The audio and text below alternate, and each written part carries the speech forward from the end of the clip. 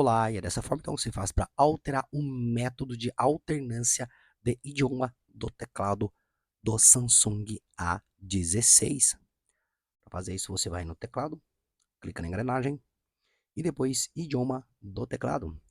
E aqui, pessoal, tem um método de alternância de idioma. Então você pode alterar o idioma aqui, ó, no meu caso tem 2 idiomas.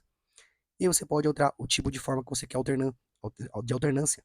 Então eu deixei com uma tecla idioma, você pode colocar tecla e deslizamento, ou deixar somente por deslizamento da barra de espaço. Eu deixei com uma tecla idioma por ser mais fácil aí. Você pode escolher qual que você quiser.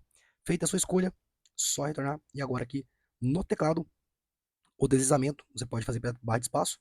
No meu caso, deixei somente a tecla. Então aqui eu tenho uma tecla exclusiva para alternância de idioma. Então você clica nela uma vez, ó, e ela altera, ó. Então você pode clicar. Então fica super fácil e simples aí. Espero que esse vídeo tenha te ajudado de alguma forma. Não se esqueça aí de colocar um like aqui no vídeo e até a próxima. Tchau, tchau.